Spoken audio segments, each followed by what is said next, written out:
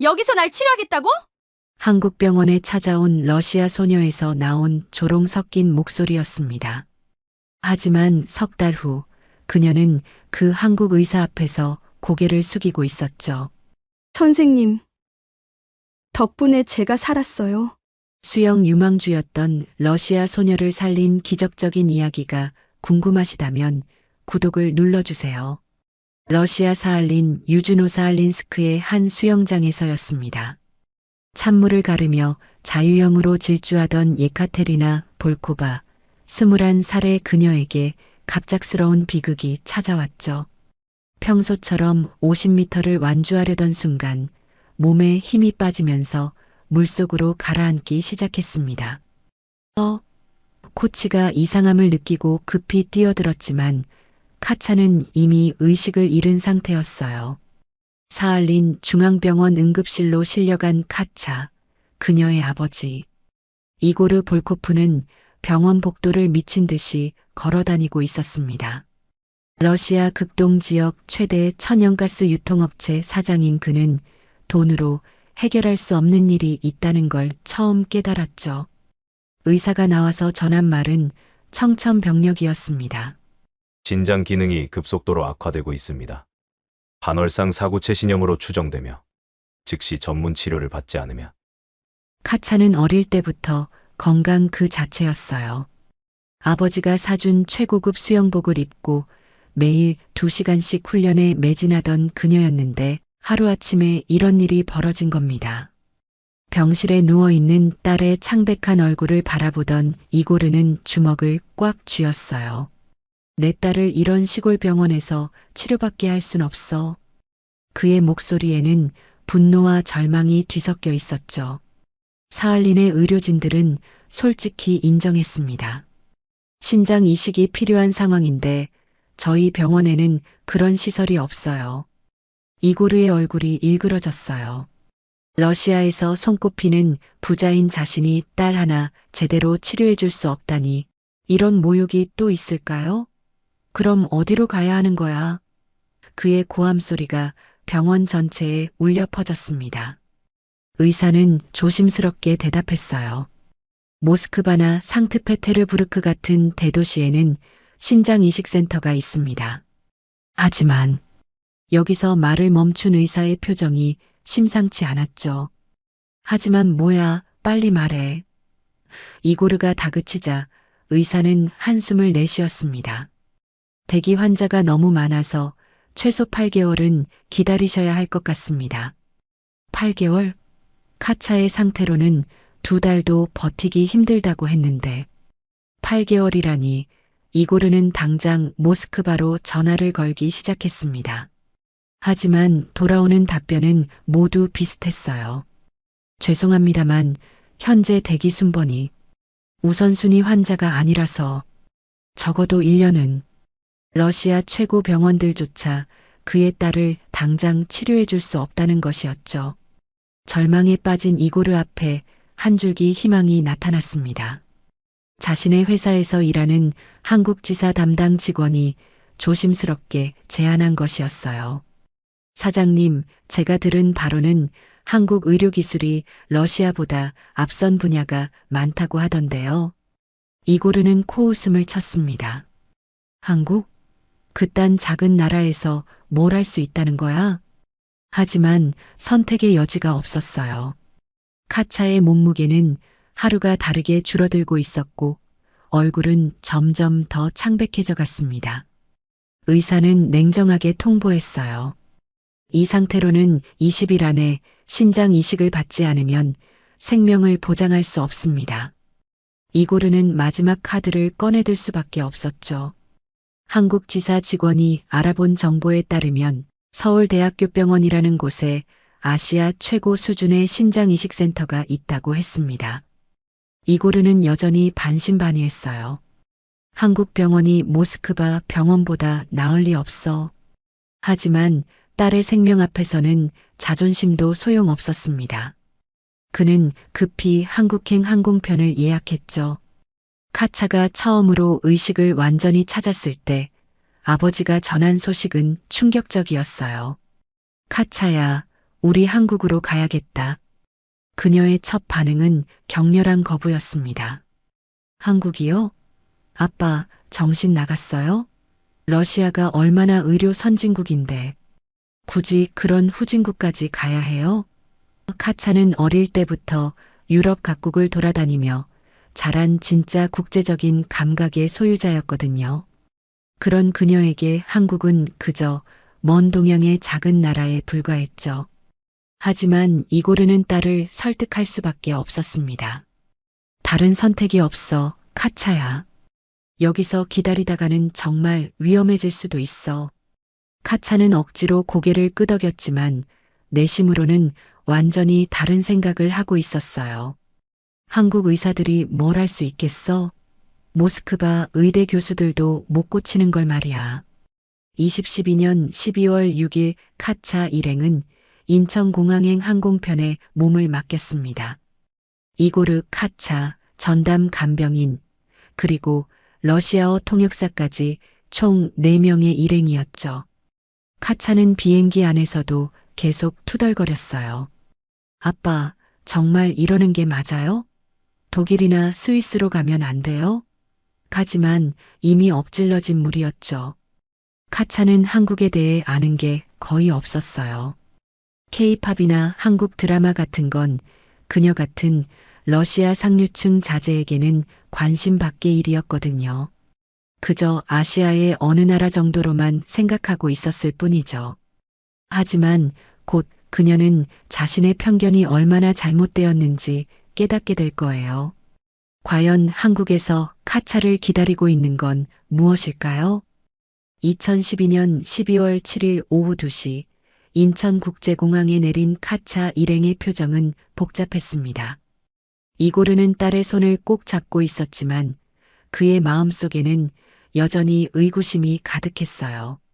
정말 여기서 치료가 가능할까? 반면 카차는 공항 로비를 둘러보며 속으로 중얼거렸죠. 생각보다 깔끔하네. 하지만 모스크바 공항이 훨씬 웅장하지. 통역사 올가가 미리 준비해둔 택시에 일행이 탑승했습니다. 서울 시내로 향하는 길, 카차는 창밖 풍경을 바라보며 점점 더 실망스러운 표정을 지었어요. 고층 빌딩들이 즐비하게 서 있긴 했지만 그녀가 익숙한 모스크바나 상트페테르부르크의 웅장함과는 뭔가 달랐거든요. 아빠, 정말 이런 곳에서 치료받아야 해요? 카차의 목소리에는 짜증이 묻어 있었습니다. 서울대학교 병원에 도착한 순간 이고르는 약간 놀랐어요. 병원 규모가 생각보다 컸거든요. 하지만 카차는 여전히 시큰둥했습니다. 병원은 크네. 하지만 의료진 실력은 어떨까? 그녀의 머릿속에는 여전히 러시아, 의학이 세계 최고라는 편견이 자리 잡고 있었죠. VIP 병실에 짐을 풀고 나서 올가가 설명했습니다. 내일 오전에 담당 의사를 만나실 예정이에요. 신장이식센터 과장님이시래요. 카차는 시계를 보며 투덜거렸어요. 벌써 오후 다 갔잖아. 러시아였으면 당장 검사부터 시작했을 텐데. 이고르도 딸의 말에 고개를 끄덕였죠. 역시 시스템부터가 다르군. 그날 밤 카차는 병원 침대에 누워서도 잠이 오지 않았어요. 고향 사할린에서는 매일 새벽 5시에 일어나 수영장으로 향하던 그녀였는데 이제는 물에 들어가는 것조차 금지된 상황이었거든요. 내가 정말 여기서 나을 수 있을까? 불안감이 밀려왔지만 그보다 더 큰 건 자존심이었어요. 한국 의사가 러시아 의사보다 나을 리 없어. 다음 날 오전 9시 드디어 담당 의사와의 첫 만남이 이루어졌습니다. 병실 문이 열리면서 들어온 사람을 본 카차는 눈을 의심했어요. 30대 초반으로 보이는 남자가 낡은 운동화를 신고 구겨진 가운을 입은 채 나타난 거예요. 그것도 머리는 자고 일어난 듯 부스스하고 눈에는 피로가 가득했죠. 안녕하세요. 신장이식센터 김현우 과장입니다. 그의 목소리는 차분했지만 카차의 첫인상은 최악이었어요. 올가가 통역해주자 카차는 아버지를 향해 러시아어로 속삭였습니다. 아빠, 저 사람이 과장이라고요? 인턴 같은데요? 이고르 역시 당황스러운 표정을 감추지 못했어요. 김현우는 차트를 들여다보며 말했습니다. 러시아에서 오셨군요. 반월상 사구체 신염 진단을 받으셨다고 하는데 일단 정밀 검사부터 시작하겠습니다. 올가가 통역해주는 동안 카차는 김현우의 외모를 훑어봤어요. 저런 사람이 정말 의사야? 우리 집 운전기사가 더 품위 있게 생겼는데 카차는 참을 수 없었습니다. 올가를 통해 말했어요. 혹시 다른 의사는 없나요? 더 경험이 많은 분 말이에요. 김현우는 통역을 듣고도 표정 하나 변하지 않았어요. 제가 이 병원에서 신장이식 케이스를 가장 많이 담당하고 있습니다. 걱정하지 마세요. 그의 담담한 반응이 오히려 카차를 더 화나게 만들었죠. 검사실로 이동하는 길에 카차는 계속 불평을 늘어놓았습니다. 병원 시설은 그럭저럭인데 의사 수준은 어떻게 믿어야 해? 이고르도 딸의 말에 동조했어요. 모스크바 의대 교수들처럼 권위 있는 느낌은 전혀 없군. 하지만 이들은 아직 모르고 있었어요. 김현우가 어떤 사람인지 말이죠. 혈액 검사와 영상 검사를 마친 후 김현우는 결과를 설명하기 시작했습니다. 신장 기능이 정상의 15% 수준까지 떨어져 있네요. 다행히 아직 투석이 필요한 단계는 아니지만 이식은 시급합니다. 카차는 올가의 통역을 들으며 고개를 끄덕였지만 속으로는 딴 생각을 하고 있었어요. 이런 건 러시아 의사들도 다 아는 얘기잖아. 그때 김현우가 갑자기 러시아어로 한마디 던졌습니다. 걱정하지 마세요. 카차와 이고르 그리고 올가까지 모두 깜짝 놀랐어요. 러시아어 하세요? 카차가 놀란 목소리로 물었고 김현우는 겸손하게 답했습니다. 조금만 할 줄 압니다. 예전에 잠깐 배운 적이 있어서요. 카차는 김현우를 다시 쳐다봤습니다. 러시아어를 한다고? 그냥 단어 몇 개 아는 수준일까? 하지만 김현우의 발음은 제법 정확했어요. 원어민 수준은 아니었지만 적어도 체계적으로 배운 티가 났거든요. 어디서 배우셨어요?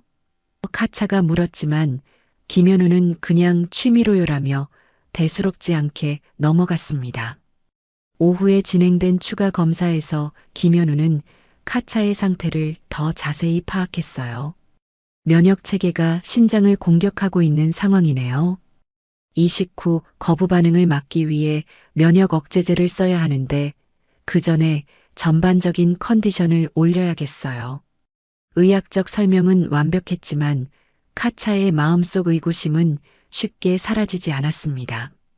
병실로 돌아온 후 카차는 아버지와 단둘이 대화를 나눴어요. 아빠, 솔직히 어떻게 생각해요? 저 의사 믿을 만해요? 이고르도 확신이 서지 않았습니다. 글쎄다. 러시아어 하는 건 좀 의외였지만 겉보기에는 둘 다 여전히 김현우를 평가절하하고 있었던 거죠. 그날 저녁 김현우는 카차의 병실에 들러 상태를 확인했어요. 오늘 검사 받으시느라 고생 많으셨어요. 내일부터 본격적인 치료 계획을 세우겠습니다. 카차는 그의 친절한 태도가 오히려 어색했어요. 러시아 의사들은 더 권위적인데 저 사람은 왜 저렇게 낮은 자세지? 병실을 나서는 김현우의 뒷모습을 바라보던 카차는 문득 이상한 느낌을 받았습니다. 분명히 겉모습은 평범한 의사 같았는데 뭔가 다른 구석이 있는 것 같았거든요. 특히 러시아어를 할 때의 자신감 있는 모습이나 의학적 설명을 할 때의 정확함은 예사롭지 않았어요. 밤늦은 시간 카차는 창밖을 바라보며 생각에 잠겼습니다. 내일부터 진짜 치료가 시작되겠네. 과연 저 의사가 나를 고칠 수 있을까? 여전히 의심스럽긴 했지만 선택의 여지가 없다는 것도 알고 있었어요. 러시아에서는 몇 개월을 기다려야 하는 상황이었으니까요. 하지만 카차가 모르는 사실이 하나 있었습니다. 김현우라는 남자에게는 그녀가 상상할 수도 없는 비밀이 숨어 있다는 것이었죠. 과연 이 두 사람의 만남은 어떤 방향으로 흘러갈까요? 내일부터 시작될 본격적인 치료 과정에서 또 어떤 일들이 벌어질까요? 다음 날 아침 6시, 김현우는 평소처럼 카차의 병실을 찾았습니다. 하지만 그가 본 것은 평소와 다른 모습이었어요. 카차가 콧물을 훌쩍거리며 휴지를 뽑고 있는 모습이었거든요. 김현우의 얼굴이 순간 굳어졌습니다. 신장이식을 앞둔 환자에게 감기만큼 위험한 것도 없었으니까요. 체온을 재어보니 37도 5분, 미열이 있었어요.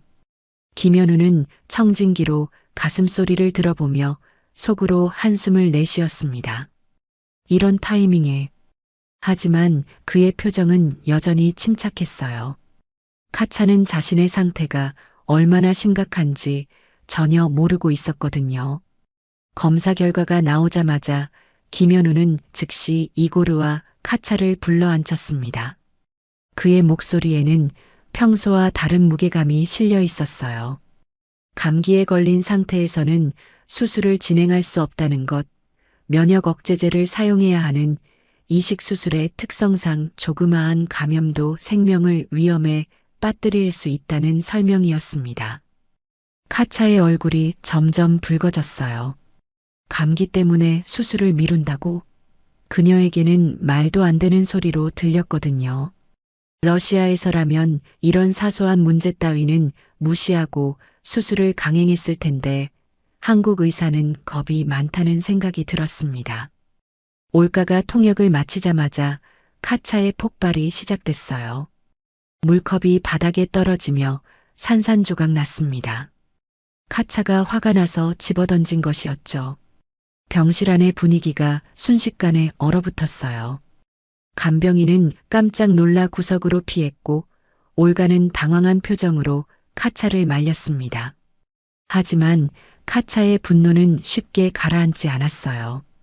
그녀는 러시아어로 소리쳤습니다. 감기 따위 때문에 수술을 연기한다니 이런 바보 같은 일이 어디 있느냐는 것이었어요.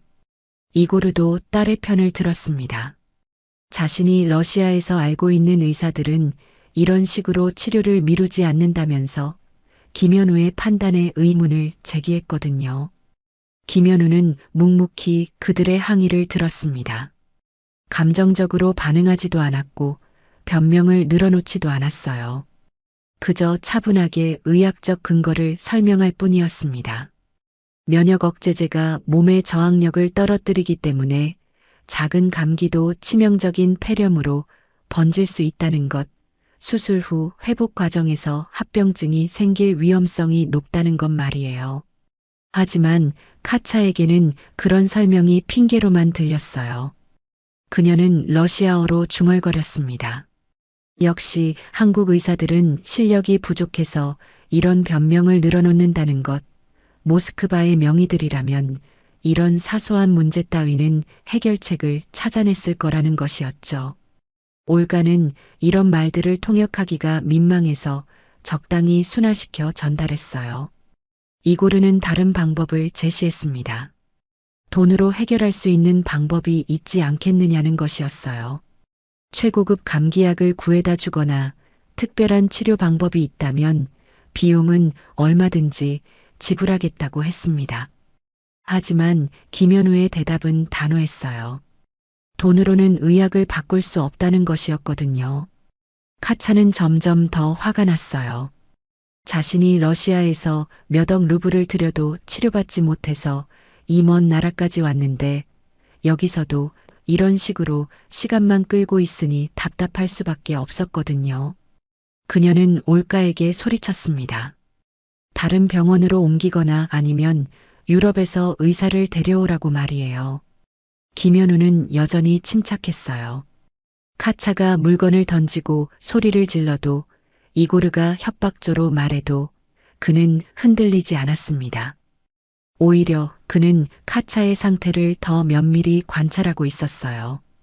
미열과 함께 나타나는 다른 증상들은 없는지, 혈압이나 맥박에 이상은 없는지 말이에요.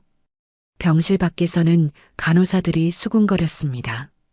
저런 환자는 처음 본다면서 김 과장님이 참 고생한다는 이야기들이었어요. 어떤 간호사는 VIP 환자라고 해서 다 좋은 건 아니라고 중얼거렸고, 다른 간호사는 문화 차이인 것 같다며 이해하려 애썼습니다. 그날 오후 카차는 여전히 열이 나고 있었어요. 김현우가 처방한 해열제를 먹었지만 쉽게 내려가지 않았습니다. 이고르는 점점 불안해졌어요. 딸의 상태가 더 나빠지는 것 같았거든요. 하지만 김현우는 예상 범위 내라며 안심시켰습니다. 밤이 되자 카차는 더욱 초조해졌어요. 고향에서는 매일 밤 아버지와 함께 저녁을 먹고 어머니와 전화 통화를 하는 게 일상이었는데 여기서는 모든 게 낯설었거든요. 게다가 병이 낫기는커녕 감기까지 걸려서 더 아프니까 스트레스가 극에 달했습니다. 이고르는 딸을 달래려고 애썼어요. 곧 나을 거라고 조금만 참으라고 말했지만 카차는 받아들이지 않았습니다. 그녀는 김현우에 대한 불신이 더욱 깊어졌어요. 첫인상부터 마음에 안 들었는데 이제는 실력까지 의심스럽다고 생각했거든요. 새벽 3시경 카차가 갑자기 복통을 호소했습니다. 간병인이 급히 간호사를 불렀고 간호사는 즉시 김현우에게 연락했어요. 놀랍게도 김현우는 5분 만에 병실에 나타났습니다. 집에서 잠들어 있을 시간인데도 불구하고 말이에요. 김현우는 카차의 상태를 꼼꼼히 검진했습니다. 복부를 촉진하고 체온과 혈압을 재고 혈액 검사 결과를 다시 확인했어요. 다행히 큰 문제는 없었습니다. 감기로 인한 전신 컨디션 난조가 복통으로 나타난 것이었거든요. 하지만 김현우는 그날 밤 내내 병원에 남아 있었어요. 카차는 그런 김현우의 모습을 보며 약간 당황했습니다. 분명히 자신에게 화가 났을 텐데 왜 이렇게 성실하게 돌봐주는 걸까요? 러시아에서 만난 의사들은 환자가 까다롭게 굴면 대충 넘어가는 경우가 많았는데 김현우는 달랐어요. 오히려 더 세심하게 신경 써주는 것 같았거든요.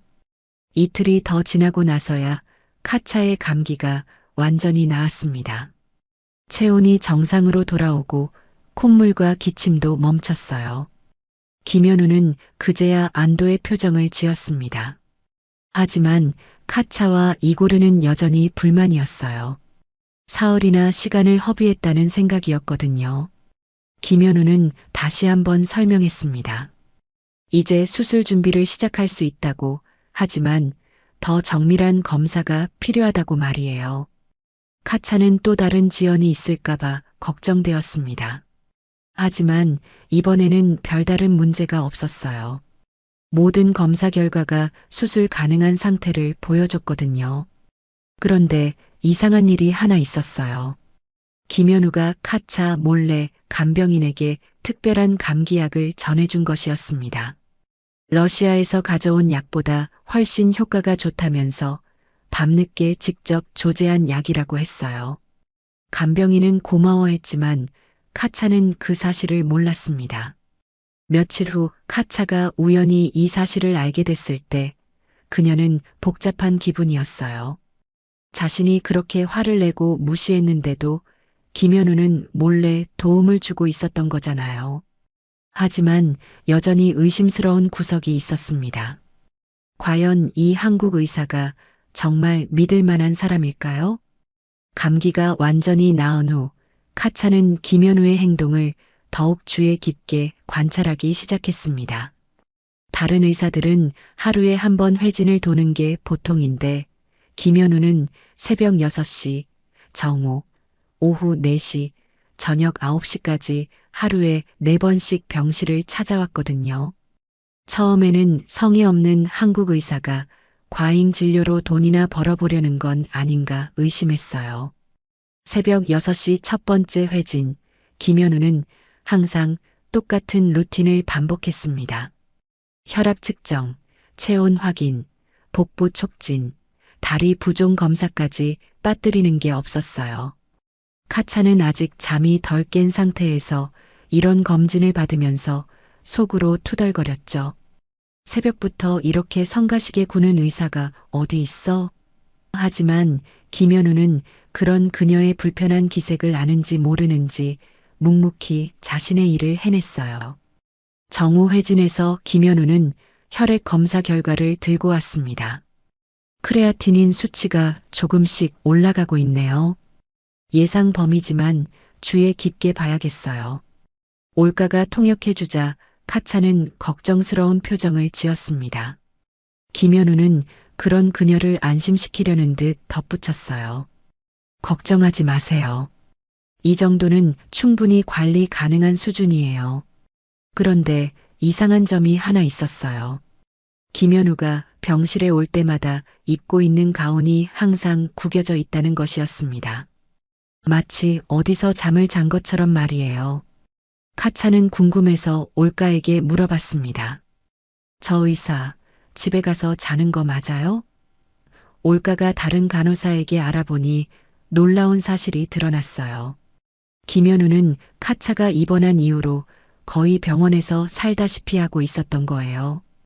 의사 휴게실에 간이 침대를 깔고 잠을 자고 병원 구내식당에서 식사를 해결하고 있었습니다. 다른 의사들은 김 과장, 집에 가서 제대로 쉬세요라고 말렸지만 김현우는 이 환자는 좀 특별해서요라고만 답했어요. 카차는 이 말을 듣고 더욱 혼란스러워졌습니다. 내가 뭐가 특별하다는 거지? 러시아에서도 VIP 환자 대우는 받아봤지만 의사가 집에도 안 가고 병원에 눌러 앉은 적은 없었거든요. 처음에는 한국 의사들이 돈에 눈이 멀어서 그런 건가 싶었는데 김현우는 돈 얘기를 꺼내는 걸 오히려 불편해하는 것 같았어요. 며칠 후 밤 11시경 카차가 갑자기 복통을 호소하는 일이 있었습니다. 간병인이 간호사실로 달려가서 알렸는데 간호사가 김현우에게 연락한 지 3분도 안 되어서 그가 병실에 나타났어요. 머리는 부스스했고 옷도 대충 입은 상태였지만 눈만큼은 완전히 깨어 있었죠. 어디가 아파요? 김현우의 첫마디였습니다. 카차는 올가를 통해 복통 부위를 설명했고 김현우는 즉시 검진을 시작했어요. 복부를 꼼꼼히 촉진하고 혈압과 맥박을 재고 체온까지 확인했습니다. 검사 결과 다행히 큰 문제는 없었어요. 신장 기능 저하로 인한 일시적인 소화 불량이었거든요. 카차는 김현우에게 물어봤습니다. 선생님은 병원에서 자세요? 통역을 들은 김현우는 잠시 당황하는 기색을 보였어요. 아, 요즘 집이 좀 멀어서요. 병원 근처에서 지내고 있어요. 하지만 카차는 뭔가 석연치 않다는 느낌을 받았습니다. 의사가 환자 때문에 집도 안 가고 병원에서 산다니 이상하지 않나요? 다음 날 오후 카차는 창밖으로 병원 주차장을 내려다봤습니다. 의사들이 퇴근하면서 각자 차를 타고 나가는 모습이 보였어요. 벤츠, BMW, 아우디 같은 고급차들이 줄지어 나가는 가운데 유독 눈에 띄는 차가 하나 있었습니다. 낡은 흰색 아반떼였는데 김현우가 타고 나가는 모습을 본 거예요. 의사가 저런 차를? 카차는 의외였습니다. 러시아에서 알던 의사들은 대부분 고급차를 탔거든요. 특히 신장 이식 같은 고난도 수술을 하는 의사라면 더더욱 그렇죠. 하지만 김현우의 차는 정말 평범한 서민들이 타는 차 같았어요. 심지어 뒤 범퍼가 살짝 찌그러져 있는 것까지 보였습니다. 그날 저녁 이고르가 특별한 제안을 했습니다. 김현우에게 간병비 명목으로 추가 비용을 지불하겠다는 것이었어요. 하루에 50만 원씩 카차가 완전히 회복할 때까지 말이에요. 올가가 이 제안을 김현우에게 전하자 그의 반응은 예상과 달랐습니다. 그런 건 받을 수 없어요. 김현우의 단호한 목소리였습니다. 환자를 돌보는 건 의사의 기본 의무예요.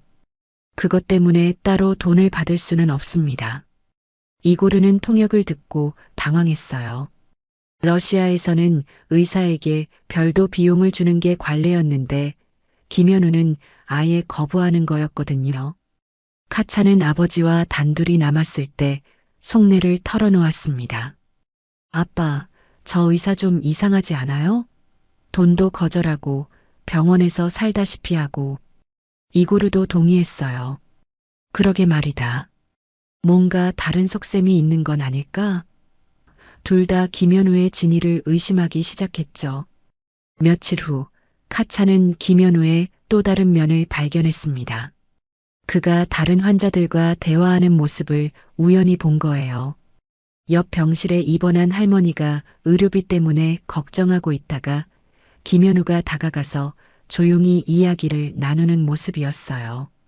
정확히 무슨 말을 하는지는 들리지 않았지만 할머니의 표정이 한결 밝아지는 걸 볼 수 있었습니다. 카차는 궁금해서 올가에게 알아보라고 했어요. 알고 보니 김현우는 경제적으로 어려운 환자들의 의료비를 종종 지원해주고 있었던 거예요. 물론 공식적으로는 알려지지 않게 조용히 말이죠. 그런 일이 자주 있나요? 카차가 물었고 올가는 고개를 끄덕였습니다. 간호사들 사이에서는 유명한 이야기예요.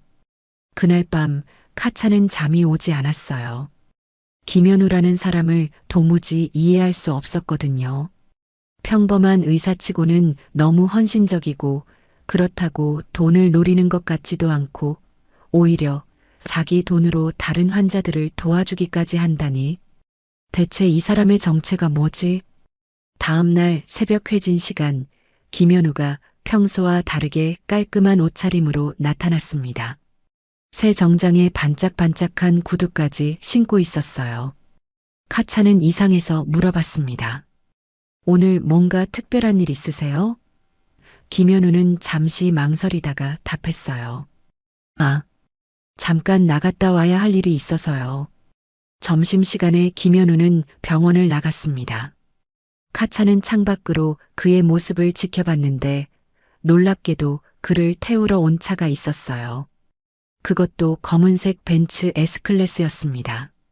정장 입은 운전기사가 나와서 김현우에게 인사까지 하는 모습이 보였어요. 카차와 이고르는 서로를 바라보며 당황했습니다.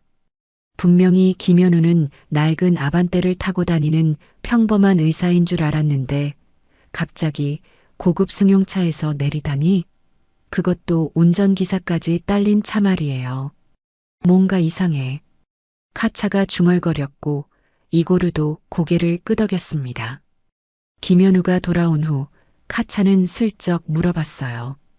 아까 그 차는 뭐예요? 김현우는 잠시 당황하는 기색을 보이더니 대답했습니다.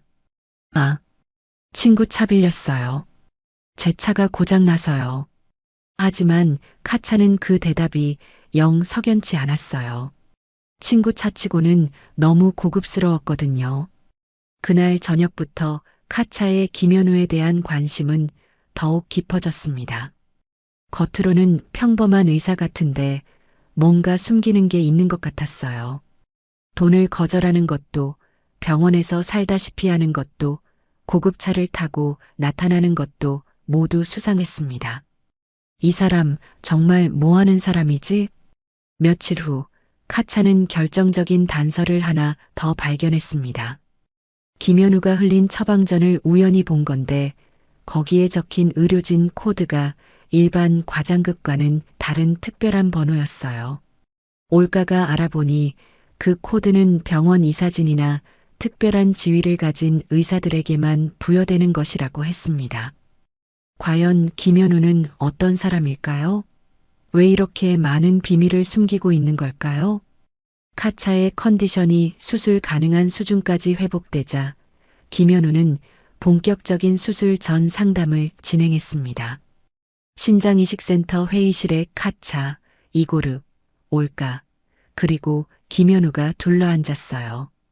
김현우의 설명은 정확하고 체계적이었습니다. 수술 성공률이 99%에 달한다는 것 하지만 남은 1%의 위험성도 분명히 존재한다는 것까지 솔직하게 털어놓았거든요. 면역 억제제를 평생 복용해야 하고 정기적인 검진도 필수입니다. 김현우의 목소리에는 무게가 실려 있었어요. 수술 자체보다는 수술 후 관리가 더 중요하다고 보시면 됩니다. 카차는 올가의 통역을 들으며 고개를 끄덕였지만 내심으로는 여전히 불안했어요. 정말 이 한국 의사가 자신을 살릴 수 있을까 하는 의구심이 완전히 사라지지 않았거든요. 이고르는 딸의 안전을 위해 마지막 카드를 꺼내들기로 했습니다. 그는 김현우를 똑바로 바라보며 진지한 표정을 지었어요. 선생님, 제가 솔직히 말씀드리겠습니다. 올가가 통역을 시작하자 김현우도 자세를 고쳐 앉았습니다. 수술이 성공하면 10억 원을 드리겠습니다. 그리고 혹시라도 실패하더라도 5억 원은 보장하죠. 김현우의 얼굴이 순간 굳어졌어요. 10억 원이라는 금액은 그가 10년간 벌어야 할 돈이었거든요. 하지만 그의 반응은 이고르가 예상한 것과 완전히 달랐습니다. 그런 건 받을 수 없습니다. 김현우의 목소리에는 당황스러움이 묻어 있었어요. 의사가 환자를 치료하는 건 당연한 일이에요. 그것 때문에 별도 비용을 받을 수는 없습니다. 이고르는 김현우의 반응을 이해할 수 없었어요. 러시아에서는 의사에게 성공 보너스를 주는 게 관례였는데 김현우는 아예 거부하고 있었거든요. 그럼 5억이라도. 이고르가 다시 제안했지만 김현우는 고개를 저었습니다. 정말 그런 건 필요 없어요. 저희 병원 규정도 그렇고 개인적으로도 그런 돈은 받고 싶지 않습니다.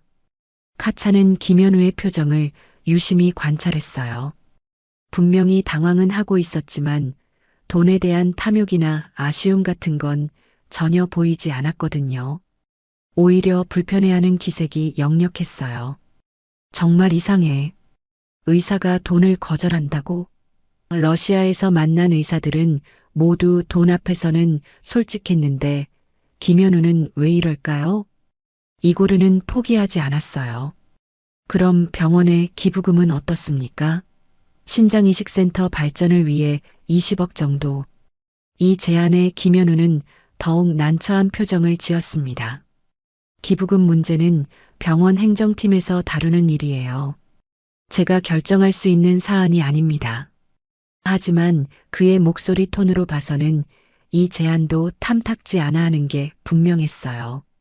회의가 끝나고 병실로 돌아온 후 카차는 아버지에게 속마음을 털어놓았습니다. 아빠, 저 의사 정말 이상하지 않아요? 이고르도 고개를 끄덕였어요. 그러게 말이다. 10억 원을 거절한다니. 둘 다 김현우의 행동을 이해할 수 없었거든요. 혹시 더 많은 돈을 바라는 걸까? 카차가 추측했지만 이고르는 고개를 저었습니다. 그런 것 같지는 않아. 진짜로 돈에 관심이 없는 것 같은데. 그날 오후 이고르는 병원장을 만나러 갔습니다. 김현우 말대로 기부금 문제는 병원 차원에서 논의해보자는 것이었어요. 병원장은 이고르의 제안에 깜짝 놀랐습니다. 20억 원 기부라고요? 하지만 김현우는 이런 상황을 미리 예상했는지 병원장에게 미리 말을 해뒀더군요. 환자 가족의 감정적인 제안일 뿐이니 부담 갖지 마시라고 말이에요. 병원장은 이고르에게 정중하게 설명했습니다. 저희 병원은 기부금과 의료진의 치료 수준을 연계하지 않습니다. 김 과장님도 그런 부분에서는 아주 원칙적인 분이시거든요. 이고르는 더욱 혼란스러워졌어요. 돈으로 해결되지 않는 의사라니 이런 경우는 처음이었거든요. 그날 저녁 카차는 김현우의 평소 행동들을 되돌아봤습니다. 새벽부터 밤까지 자신을 돌봐주는 것, 다른 환자들까지 챙기는 것, 그리고 모든 돈 제한을 거절하는 것까지. 보통 의사가 아니야. 하지만 그렇다고 해서 김현우가 어떤 사람인지는 여전히 알 수 없었어요. 며칠 후 카차는 결정적인 장면을 목격했습니다. 김현우가 병원 회계팀에서 나오는 모습을 본 거예요. 그런데 그의 손에는 현금 봉투가 들려 있었고 곧바로 다른 병실로 향하는 걸 봤습니다. 카차는 몰래 따라가 봤는데 김현우가 경제적으로 어려운 환자 가족에게 그 돈을 전해주는 모습을 목격했어요. 이건 병원 복지기금에서 나온 거예요. 부담 갖지 마시고 치료에만 집중하세요. 김현우가 그 가족에게 하는 말이었습니다. 하지만 카차는 직감적으로 알 수 있었어요. 그 돈이 복지기금이 아니라 김현우 개인 돈이라는 걸 말이에요. 복지기금이라면 사회복지사를 통해 전달됐을 텐데 김현우가 직접 나서는 건 이상했거든요. 카차는 올가에게 병원 복지기금에 대해 알아보라고 했어요. 알고 보니 서울대병원의 복지기금은 매우 엄격한 심사를 거쳐서 지급되는 것이었고 김현우 같은 의사가 임의로 돈을 나눠줄 수 있는 시스템이 아니었어요. 그럼 저 돈은? 카차는 확신했습니다. 김현우가 자기 돈으로 다른 환자들을 돕고 있다는 것을요. 그런데 여기서 또 다른 의문이 생겼어요. 낡은 차를 타고 다니는 평범한 의사가 어떻게 그런 돈을 계속 쓸 수 있을까요? 카차는 김현우의 지갑을 우연히 본 적이 있었는데 그때는 1,000원짜리 지폐 몇 장밖에 없었거든요.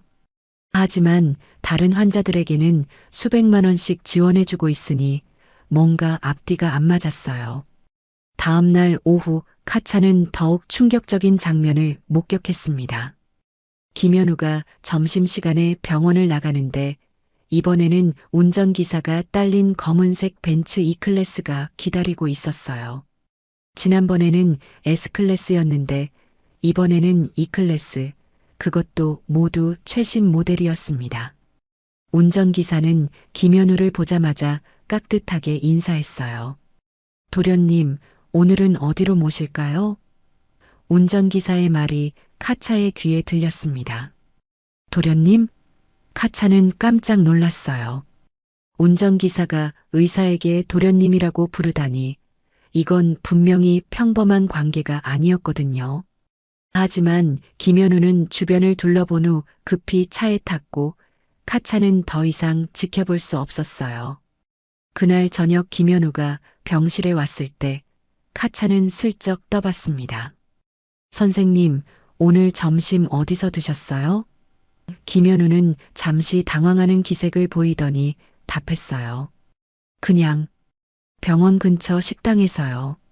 하지만 카차는 그 대답이 거짓말이라는 걸 알 수 있었어요. 그런 고급차를 타고 병원 근처 식당에 갈 리는 없었거든요. 카차는 올가와 함께 김현우에 대해 더 자세히 알아보기로 했습니다. 인터넷 검색을 해봤지만 김현우에 대한 특별한 정보는 나오지 않았어요. 의학 논문 몇 편과 병원 홈페이지에 간단한 프로필 정도만 있을 뿐이었습니다. 하지만 그 프로필에서 한 가지 이상한 점을 발견했어요. 김현우의 학력란에는 연세대학교 의과대학 졸업이라고 되어 있었지만 그 밑에 작은 글씨로 모스크바 국립의대 연수라는 항목이 있었던 거예요. 모스크바 의대라면 러시아 최고의 의대였는데 한국 의사가 그곳에서 연수를 받는다는 건 흔한 일이 아니었어요. 게다가 연수 기간이 2년이나 되더군요. 2년 동안 모스크바에서 연수? 카차는 놀랐습니다. 그 정도 기간이면 단순 연수가 아니라 정식 과정에 가까웠거든요. 그런 연수를 받으려면 엄청난 비용이 들 텐데 평범한 의사가 감당할 수 있는 수준이 아니었어요. 이 사람 정말 뭐 하는 사람이지? 그날 밤 카차는 잠들기 전에 창밖을 바라봤습니다. 김현우가 또 어디서 잠을 잘지 궁금했거든요. 혹시 정말 병원 휴게실에서 자는 걸까? 아니면 비밀스러운 다른 곳이 있는 걸까? 내일이면 수술 날짜가 확정될 예정이었는데 과연 이 수수께끼 같은 의사가 자신을 살려낼 수 있을까요? 수술 날짜가 확정된 다음 날 카차는 극도로 긴장한 상태였습니다. 이틀 후면 자신의 생명을 좌우할 대수술을 받게 되는데 집도이에 대해서는 여전히 의문투성이었거든요. 그녀는 잠을 이루지 못하고 병실에서 뒤척이고 있었어요. 새벽 3시가 넘어서도 계속 깨어있는 카차를 본 김현우는 걱정스러운 표정을 지었습니다. 잠이 안 오세요? 김현우가 조심스럽게 물었어요. 올가는 이미 퇴근한 시간이라 카차가 직접 고개를 끄덕였습니다. 김현우는 잠시 망설이다가 러시아어로 말하기 시작했어요. 걱정하지 마세요. 모든 게 잘 될 거예요. 그런데 이번에는 이전과 달리 유창한 러시아어였습니다. 카차는 깜짝 놀랐어요. 지금까지 들었던 김현우의 러시아어는 어색하고 단편적이었는데 갑자기 이렇게 자연스럽게 말하다니? 선생님, 러시아어 정말 잘하시네요? 카차가 러시아어로 대답하자 김현우는 당황한 표정을 지었습니다. 자신도 모르게 본래 실력이 드러난 거였어요. 김현우는 어쩔 수 없이 진실의 일부를 털어놓기로 했습니다. 사실 모스크바에서 2년 동안 있었거든요. 카차의 눈이 커졌어요. 2년이나요? 단순 연수가 아니었네요. 김현우는 고개를 끄덕였습니다. 모스크바 국립의대에서 신장이식 전문 과정을 밟았어요. 그래서 러시아 의료진들과 많이 일했죠. 카차는 완전히 놀랐습니다. 모스크바 국립의대는 러시아 최고의 의료기관이었거든요. 그곳에서 2년간 전문 과정을 밟았다는 건 김현우의 실력이 세계 수준이라는 뜻이었어요. 그럼 왜 지금까지 숨기셨어요? 카차가 물었고 김현우는 쓴웃음을 지었습니다. 굳이 자랑할 필요는 없다고 생각해서요. 김현우는 계속 설명했어요. 모스크바에 있을 때 페도로프 교수님 밑에서 일했는데 아마 러시아에서는 유명한 분일 거예요. 카차는 입을 다물 수 없었습니다. 페도로프 교수는 러시아 신장이식 분야의 최고 권위자였거든요. 그 밑에서 일했다면 김현우의 실력은 의심할 여지가 없었어요. 그런데 선생님, 궁금한 게 있어요. 카차가 조심스럽게 물었습니다. 모스크바 연수는 보통 개인 비용으로는 어려울 텐데요. 김현우의 표정이 미묘하게 변했어요. 각자 사정이 있는 거죠. 그는 더 이상 자세한 설명을 하지 않으려는 듯 입을 다물었습니다. 하지만 카차의 궁금증은 더욱 깊어졌어요. 모스크바에서 2년간 연수를 받으려면 최소 수억 원은 들었을 텐데 평범한 의사가 그런 돈을 어떻게 마련했을까요? 게다가 그 기간 동안 한국에서의 수입은 없었을 텐데 말이에요. 다음 날 오후 카차는 결정적인 순간을 목격했습니다. 김현우가 수술 전 마지막 검진을 위해 다른과 교수들과 회의하는 모습을 본 거예요. 그런데 놀랍게도 다른 교수들이 김현우에게 굉장히 예의 바른 태도를 보이고 있었어요. 심지어 나이가 훨씬 많은 교수들도 김현우에게 존댓말을 쓰고 있었습니다. 김 과장님 의견이 어떠신지요? 심장외과 교수가 김현우에게 묻는 모습을 카차가 멀리서 지켜봤어요. 보통은 연차가 높은 교수가 주도하는 게 일반적인데 여기서는 김현우가 회의를 이끌고 있었거든요. 다른 교수들도 김현우의 의견을 매우 중요하게 받아들이는 분위기였어요. 회의가 끝난 후 카차는 우연히 교수들의 대화를 들었습니다. 역시 김 과장님이 계시니까 든든하네요. 모스크바에서의 경험이 정말 도움이 되시는 것 같아요. 그런데 여기서 한 교수가 이상한 말을 했어요. 그런데 정말 여기서 계속 일하실 건가요? 집안에서는 뭐라고 안 하세요? 카차는 귀를 쫑긋 세웠어요. 집안에서 뭐라고 한다는 게 무슨 말일까요? 김현우는 아직은 여기서 더 배우고 싶어요라고 답했습니다. 그러자 다른 교수가 재벌가 도련님이 의사한다고 집안에서 난리 났다면서요? 라고 웃으며 말했어요. 카차는 심장이 쿵 내려앉는 걸 느꼈습니다. 재벌가 도련님? 김현우가 재벌가 출신이라고? 그녀는 급히 숨어서 더 들어봤어요. 녹십자 창립자 손자라면서요? 그런데 왜 굳이 여기서? 집안 반대가 심해서 연락도 끊고 지낸다고 들었어요. 녹십자라면 한국 최대 제약회사 중 하나였어요. 카차는 러시아에서도 그 이름을 들어본 적이 있었거든요. 그 창립자의 손자라면 김현우의 재산 규모가 상상을 초월할 수준이었던 거예요.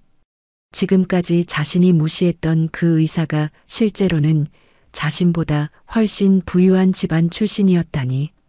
카차는 머릿속이 복잡해졌어요. 그동안 김현우를 평범한 의사라고 생각하고 무시했는데 알고 보니 재벌가 출신이었던 거잖아요. 그럼 왜 이렇게 검소하게 살고 있는 걸까요? 왜 낡은 차를 타고 다니고 병원에서 잠을 자고 다른 환자들을 자기 돈으로 도와주는 걸까요? 그날 저녁 김현우가 마지막 수술 전 상담을 위해 병실에 왔을 때 카차는 그를 다른 시선으로 바라봤습니다. 여전히 구겨진 가운을 입고 있었지만 이제는 그 모습이 다르게 보였어요. 자신의 신분을 숨기고 진짜 의사로서의 실력만으로 인정받고 싶어하는 사람처럼 말이에요. 내일 수술 전에 궁금한 점 있으면 언제든 말씀하세요. 김현우가 친절하게 말했습니다. 카차는 용기를 내어 물어봤어요. 선생님은 왜 의사가 되셨어요? 김현우는 잠시 놀란 표정을 지었습니다. 갑작스러운 질문이었거든요. 사람을 살리는 일이 의미 있다고 생각해서요. 김현우의 대답은 간단했지만 진심이 느껴졌어요. 돈이나 명예보다는 누군가의 생명을 구할 수 있다는 게 더 소중하다고 생각해요. 카차는 그 말을 들으며 가슴이 뜨거워지는 걸 느꼈습니다. 그제야 카차는 깨달았어요. 김현우가 왜 돈을 거절했는지, 왜 다른 환자들을 도와주는지, 왜 집안의 반대를 무릅쓰고 의사로 살고 있는지 말이에요. 그는 정말로 돈이 아니라 사람의 생명을 소중히 여기는 의사였던 거예요. 선생님, 카차가 말을 꺼냈지만 망설였습니다. 자신이 그동안 얼마나 무례했는지 생각하니 부끄러웠거든요. 제가 처음에 선생님을 많이 무시했죠? 김현우는 쓴웃음을 지었어요. 이해할 만해요. 저도 처음 보기에는 별로였을 테니까요. 카차는 고개를 저었습니다. 아니에요. 제가 편견이 심했어요. 그녀의 목소리에는 진심 어린 반성이 묻어 있었어요. 러시아가 한국보다 낫다고, 러시아 의사가 더 훌륭하다고 생각했거든요. 하지만 선생님을 보니 카차는 말을 잇지 못했어요. 김현우는 카차의 어깨를 가볍게 두드렸습니다. 중요한 건 지금이에요. 내일 수술 잘 받으시고 건강하게 러시아로 돌아가시는 거죠. 그의 말에는 따뜻함이 묻어 있었어요. 카차는 그제야 알았습니다. 진짜 실력 있는 의사가 어떤 사람인지, 진짜 부자가 어떻게 사는지 말이에요. 밤늦은 시간, 카차는 창밖을 바라보며 생각에 잠겼습니다. 내일이면 김현우의 손에 자신의 생명을 맡기게 돼요. 처음에는 불안하고 의심스러웠는데 이제는 오히려 안심이 됐습니다. 세계 최고 수준의 실력에 환자를 진심으로 생각하는 마음까지 가진 의사였으니까요. 하지만 여전히 궁금한 점이 남아 있었어요. 김현우는 왜 자신의 신분을 숨기고 살아가는 걸까요? 재벌가 손자라면 얼마든지 편하게 살 수 있을 텐데 왜 이렇게 힘든 길을 선택한 걸까요? 과연 그의 숨겨진 이야기에는 또 어떤 비밀이 있을까요? 2013년 10월 19일 오전 8시 수술실 앞은 긴장감으로 가득했습니다. 이고르는 복도를 계속 왔다 갔다 하며 초조해하고 있었고 올가는 기도하듯 두 손을 모으고 앉아 있었어요. 카차는 마치 전 마지막으로 김현우를 바라봤습니다. 그의 눈에는 확신에 찬 빛이 있었어요. 걱정하지 마세요. 모든 게 완벽하게 준비됐어요. 김현우가 러시아어로 속삭였습니다. 카차는 고개를 끄덕이며 답했어요. 선생님을 믿어요. 이제 정말로 믿었거든요. 그의 실력도 그의 마음도 말이에요. 수술이 시작되자 김현우는 완전히 다른 사람이 되었습니다. 평소의 온화한 모습과는 달리 수술실에서의 그는 카리스마 넘치는 지휘관이었어요. 모든 의료진이 김현우의 지시에 따라 완벽한 호흡으로 움직였습니다. 마치 오케스트라의 지휘자가 연주를 이끌어가는 것처럼 말이에요. 혈압 안정적이고 심박수도 정상입니다. 마취과 의사의 보고가 들렸어요. 김현우는 집중된 표정으로 카차의 복부를 절개하기 시작했습니다. 그의 손놀림은 정확하고 신중했어요. 마치 예술가가 작품을 만드는 것처럼 한치의 실수도 없었거든요. 3시간째 수술이 진행되고 있었을 때 갑작스러운 위기가 찾아왔습니다. 카차의 혈압이 급격히 떨어지기 시작한 거예요. 모니터에서 경고음이 울리자 수술실이 긴장감에 휩싸였습니다. 하지만 김현우는 전혀 당황하지 않았어요. 혈관 조영제 준비하고 승합제 천천히 투여하세요. 김현우의 목소리는 여전히 침착했습니다. 예상했던 상황이에요. 신장 혈관 문합할 때 일시적으로 나타날 수 있는 반응이거든요. 그의 설명을 들은 다른 의료진들도 안심했어요. 실제로 김현우의 말대로 10분 후 카차의 혈압은 정상으로 돌아왔습니다. 그가 모스크바에서 배운 특별한 기술 덕분이었어요. 러시아 의료진들이 개발한 혈관 문합 방법을 사용해서 부작용을 최소화한 거였거든요. 5시간째 마침내 이식 수술이 완료됐습니다. 김현우는 마지막 봉합을 마치며 안도의 한숨을 내쉬었어요. 완벽해요. 그의 말과 함께 수술실에 박수 소리가 울려 퍼졌습니다. 모든 의료진이 김현우의 실력에 감탄하고 있었어요. 수술실 밖에서 기다리던 이고르에게 김현우가 나타났을 때 그의 첫 마디는 간단했습니다. 성공했습니다. 이고르는 눈물을 글썽이며 김현우의 손을 꽉 잡았어요. 정말 고맙습니다, 선생님. 올가도 울먹이며 통역했습니다.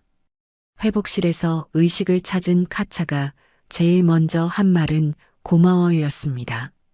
러시아어로 한 말이었지만 김현우는 완벽하게 알아들었어요. 천만에요.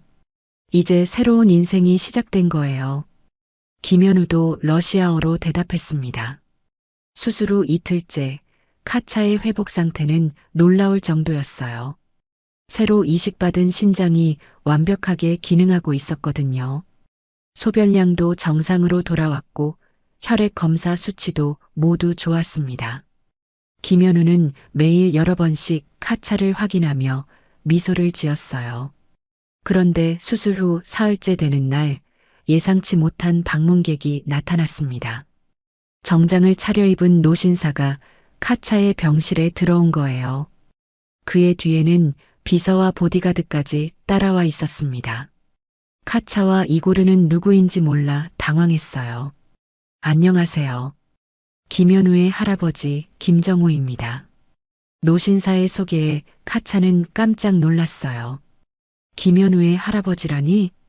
그것도 이런 위풍당당한 모습의 할아버지였다니 말이에요. 올가가 급히 통역하자 이고르도 정중하게 인사했습니다. 김정우 회장은 카차를 바라보며 말했어요. 손자 때문에 고생 많으셨을 텐데 수술 잘 되어서 다행이네요. 그의 말에는 김현우에 대한 복잡한 감정이 섞여 있었어요. 자랑스럽지만 한편으로는 안타까운 마음도 있는 것 같았거든요. 제가 좀 여쭤봐도 될까요? 카차가 조심스럽게 물었습니다.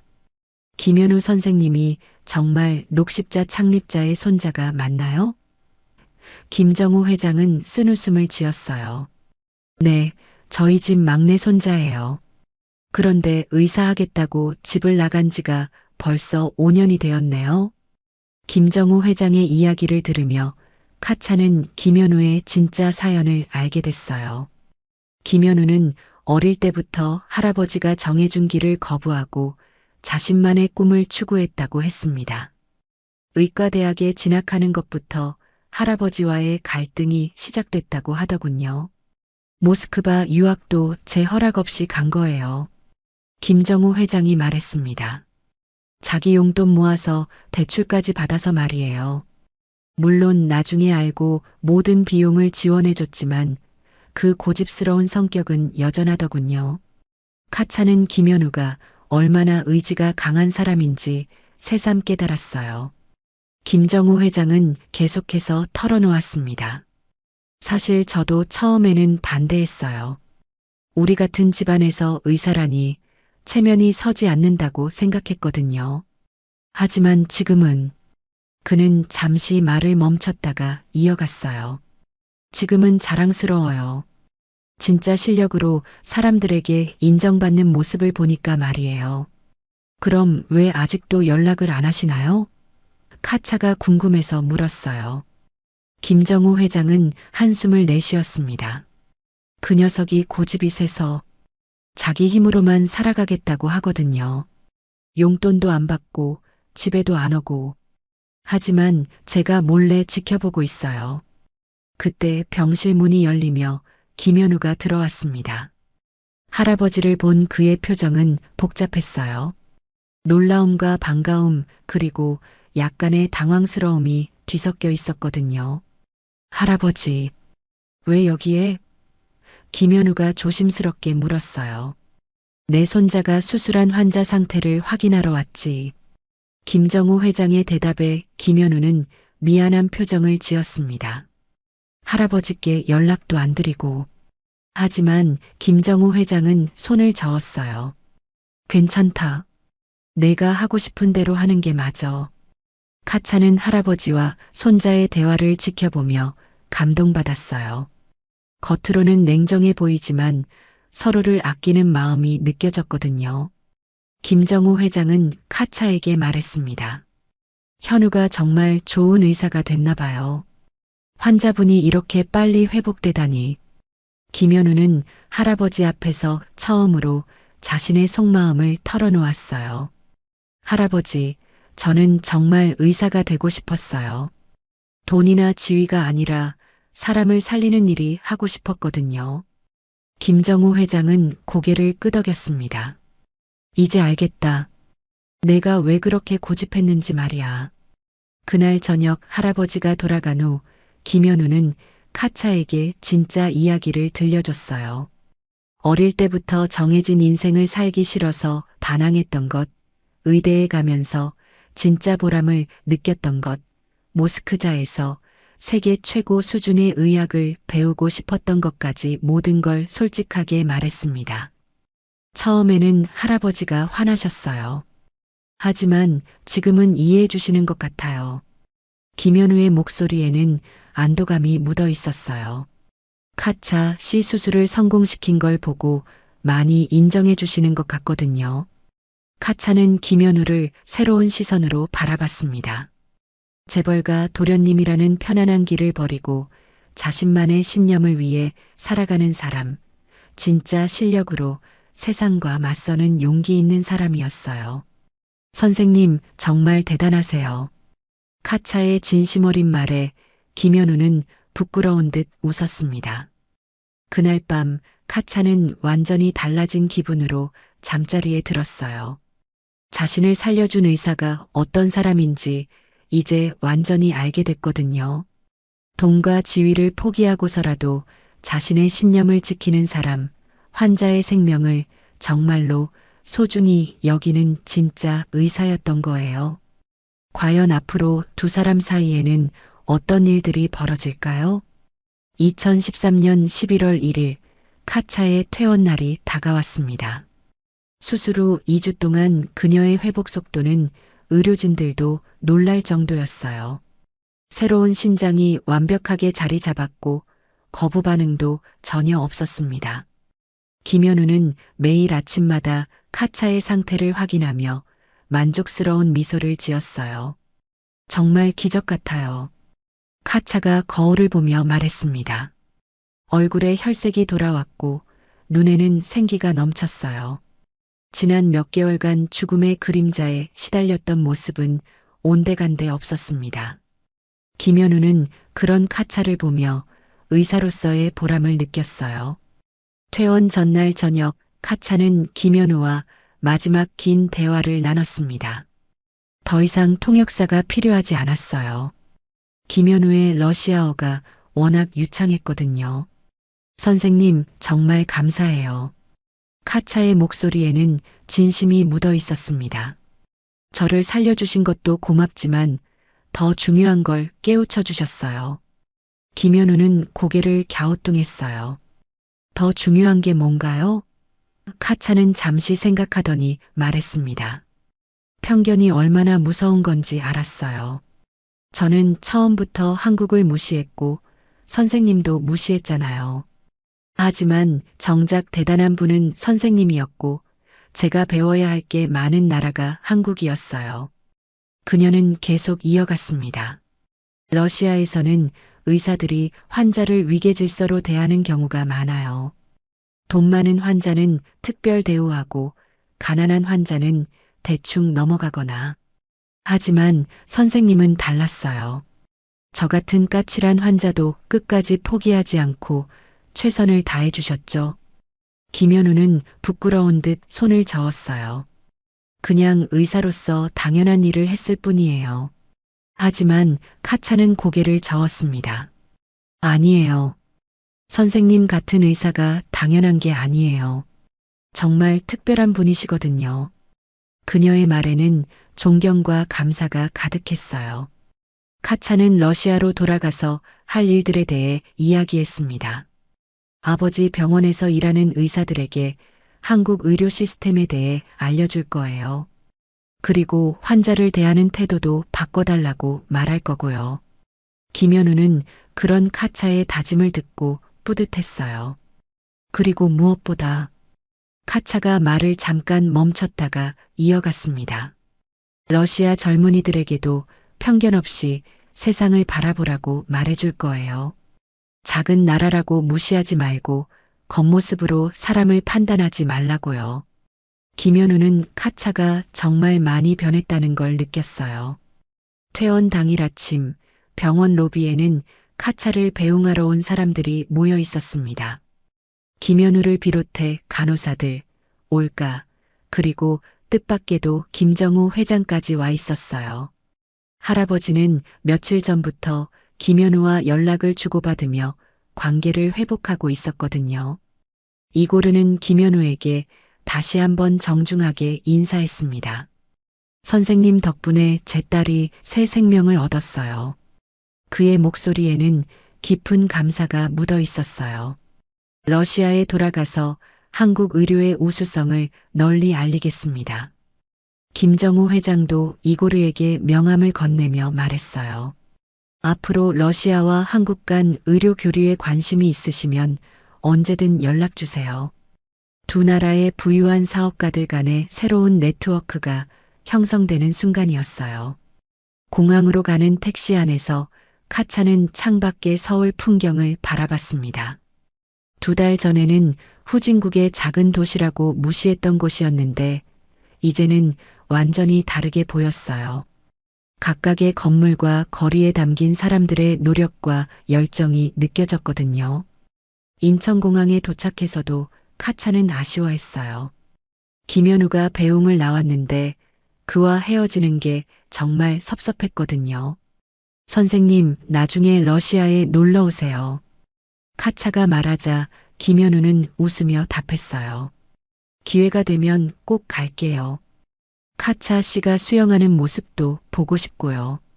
네, 꼭 보여드릴 거예요. 카차는 환하게 웃었습니다. 수술 전에는 다시는 수영을 못할 줄 알았는데 이제는 예전보다 더 건강하게 헤엄칠 수 있을 것 같았어요. 완전히 회복되면 제가 직접 편지 쓸게요. 러시아어 말고 한국어로요. 출국 게이트에서 마지막 인사를 나눌 때 카차는 김현우에게 특별한 선물을 건넸습니다. 러시아 전통 문양이 새겨진 작은 목걸이였어요. 이건 러시아에서 새로운 시작을 의미하는 부적이에요. 김현우는 감동받아 그 목걸이를 소중히 받았습니다. 김현우도 카차에게 선물을 줬어요. 한국 전통 놀이개였는데 건강과 행복을 상징하는 의미가 담겨 있다고 설명했습니다. 이걸 보실 때마다 한국에서의 시간을 기억해 주세요. 카차는 그 놀이개를 가슴에 꼭 안고 눈물을 글썽였어요. 비행기가 이륙하는 순간 카차는 창밖의 한국 땅을 바라보며 다짐했습니다. 이곳에서 배운 것들을 절대 잊지 않겠다고, 편견 없는 세상을 만드는데 기여하겠다고 말이에요. 그녀의 마음속에는 김현우에 대한 존경과 감사가 영원히 남을 거였어요. 한 달 후, 김현우는 러시아에서 온 편지를 받았습니다. 카차가 한국어로 쓴 편지였는데 문법은 서툴렀지만 마음만큼은 진심이 느껴졌어요. 그녀는 사할린으로 돌아가서 수영을 재개했고 현지 젊은이들에게 한국어를 가르치기 시작했다고 했습니다. 편지에는 이런 내용도 있었어요. 선생님 덕분에 저는 정말 많이 변했어요. 이제는 사람을 겉모습으로 판단하지 않아요. 그리고 작다고 무시하지도 않고요. 한국이 얼마나 대단한 나라인지 모든 사람들에게 알려주고 있어요. 김현우는 그 편지를 읽으며 미소를 지었습니다. 환자를 치료하는 것도 의미 있는 일이지만 한 사람의 인생 철학까지 바꿔놓을 수 있다는 게 더욱 보람이 있었거든요. 그는 할아버지와의 관계도 완전히 회복되었고 이제는 당당하게 자신의 길을 걸어가고 있었어요. 1년 후 카차는 약속대로 한국을 재방문했습니다. 이번에는 관광객이 아니라 의료진 연수 프로그램에 참여하러 온 거였어요. 그녀는 러시아에서 간호대학에 입학해서 의료인의 꿈을 키우고 있었거든요. 김현우를 만났을 때 그녀가 한 첫 마디는 이것이었어요. 선생님, 저도 이제 의료인이 되려고 해요. 선생님처럼 환자의 생명을 소중히 여기는 사람이 되고 싶거든요. 김현우는 카차의 성장한 모습을 보며 가슴이 뭉클했어요.